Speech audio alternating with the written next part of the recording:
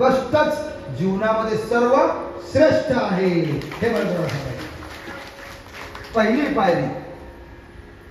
तुमचा उत्कर्ष तुमच्या हातात. तुम्हाला जर उत्कर्ष करून घ्यायचा असेल ना तर आपल्याला कष्ट करावं लागेल. लक्षात ठेवा, कष्ट करावं नाही, करावंच लागेल.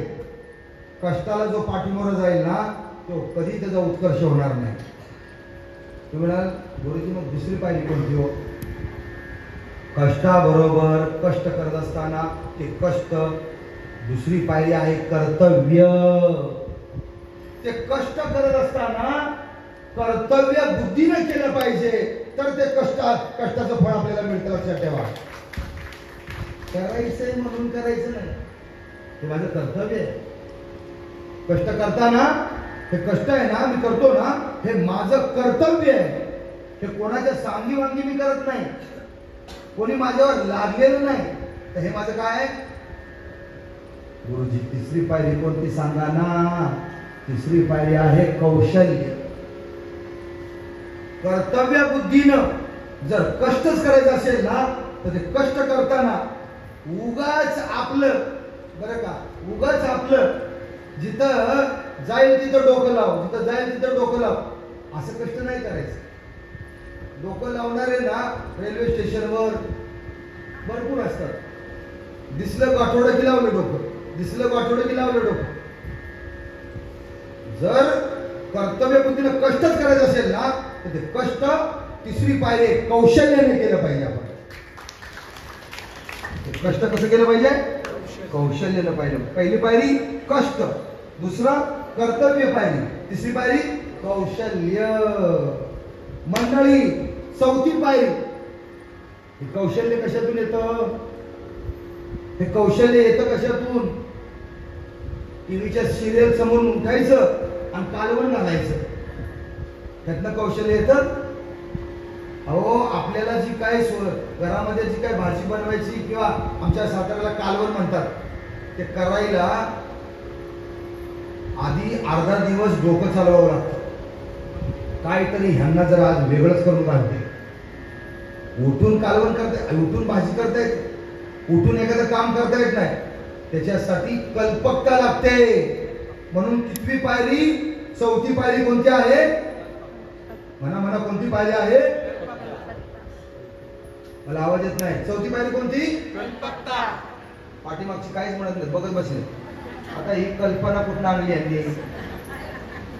ही कल्पकता लक्षात ठेवा. ही कल्पकता लागते. त्याला आपण म्हणतो इमॅजिन. करावं लागतं. तिथं येऊन बोलायचंय ना, तुम्ही जाता सगळीकडे फिरायला, पण मला दिवसभर तिकडे असं करावं लागतं, तेव्हा इकडे येऊन बोलता येतं. त्याला म्हणतात कल्पकता.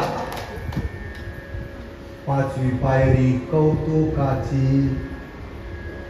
उत्कर्ष तुम्हाला घडवायचा आहे ना तर पाचवी पायरी कोणती आहे? कौतुक. सतत आपल्याला इतरांचं कौतुक करता आलं पाहिजे. उत्कर्ष घडवायचा आहे ना. सकाळी काकडा झाल्यावर आपण निघालो चहा प्यायला, पण पंढरनाथ महाराजांनी काय केलं? सगळ्यांचं कौतुक केलं. किती कौतुक केलं? काय थोडं ठेवलं तुला का? सगळ्यांचं केलं, तोंड भरून कौतुक केलं. पहिली पायरी कष्ट, दुसरी कर्तव्य, तिसरी कौशल्य, चौथी कल्पकता आणि पाचवं मात्र काय आहे? कौतुक. ही पाचवी पायरी कशाची आहे? कौतुकाची. उत्कर्ष घडवायचं आहे ना. राहिले किती पायरी? फक्त 2. सहावी पायरी करुणा. सहावी पायरी काय आहे? सहावी पायरी करुणा. दयाभाव असला पाहिजे. अरे सी करुणा येईल तुझी. ती करुणा आपल्या ठिकाणी पण असली पाहिजे. आणि सातवी पायरी जी आहे ती कृतज्ञता. टाळ्या वाजवा. बघता काय? कुणाची कृतज्ञता व्यक्त केली पाहिजे? कोणाची कृतज्ञता व्यक्त केली पाहिजे? लाइटर लावावा लागला, कुकर लावावा लागला, शिट्ट्या मोजाव्या लागल्या, तांदूळ निवडावे लागले, भाजी चिरवावी लागली, केवळ आपण काय घेतलं? ताट घेण वाटी घे, ताट घेण वाटी घे. कृतज्ञता व्यक्त करायला पाहिजे की नाही? ज्यांनी आपल्याला 1 नाही 2 नाही 7 दिवस, 7 त्रिक 21 टाइम, 21 टाइम, 7 दुनी 14, 2 वेळा 14 वेळा जेवण आणि 7 वेळा नाश्ता.